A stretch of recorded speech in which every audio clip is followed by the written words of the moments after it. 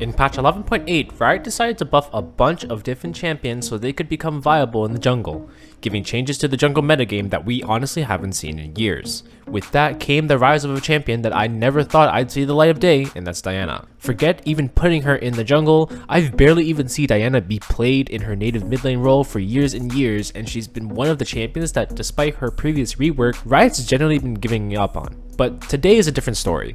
I'm pretty confident in saying that Diana's been revived and will probably be a really strong champion in the meta soon, but in her new jungle form. Today we'll be breaking down this new playstyle and seeing what makes it so good. Quick reminder that only 4% of my audience is actually subscribed, so if you could hit the button for me, that'd help a ton. By the way, let me know in the comments if you want a full guide on jungle Diana in the future, but that's it, on to the video. So Diana was changed in the last patch so that her passive would deal a ton more damage to jungle monsters, increasing its multiplier from 150% to 300% on jungle camps. And although at first I wasn't expecting this to really impact Diana's standing in the meta, boy was I wrong. Sitting at above a 52% win rate right now, Diana is sitting at right at the top of the jungle food chain, sitting right up there with the likes of Morgana, Hecarim, and all of the greatest junglers in the meta right now. The clear speed buff on Diana's passive is also technically amplified because of how much uptime Diana can have with her passive increased attack speed when optimized. Diana's passive attack speed is tripled whenever she's weaving an ability,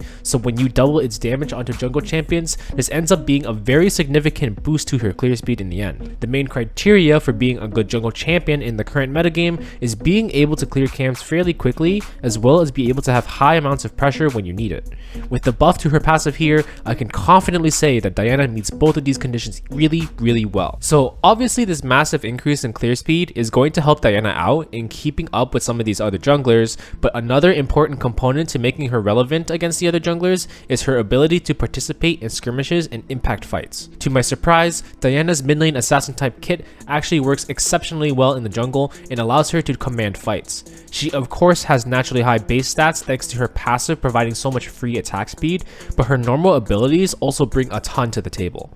Her basic abilities themselves also provide an incredible amount of mobility to the kit, an essential part for every good jungler in the game right now as well. Being able to use her E twice as a gap closer for both ganks and fights makes her really hard to get away from if she can hit her Q. All of her single target abilities and melee attacks also allow her to abuse Conqueror really well as well. A lot of the time, Diana can reach max stacks on it in a skirmish just within a couple of seconds, creating a huge amount of pressure on anyone she duels, because she can actually win a lot of matchups because of it as well. Because of all the mobility and single target abilities that she has, she feels awfully similar to like an AP version of Lee Sin actually, except easier and has a lot more clear speed as well. Diana's usefulness even continues into the teamfight stage 2, and it feels much better than her mid lane counterpart. Normally, Diana would fall into the category of having to be more of a side laner in the later stages because of her weak potential when grouping with her team normally, since she's melee and has to engage normally.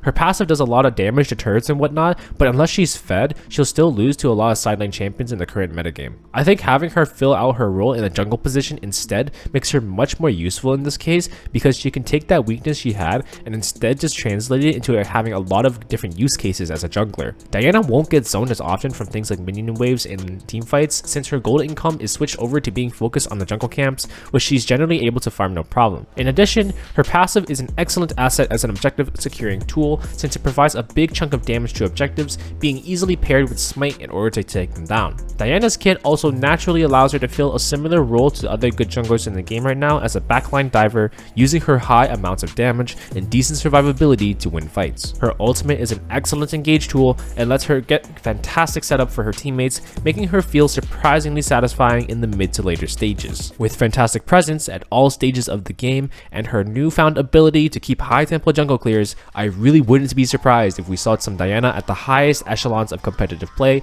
as she's one of the strongest junglers in the game right now. Hope this video helps make you play some Diana in your own games, but I will see you in the next one. Stay fresh. It's time to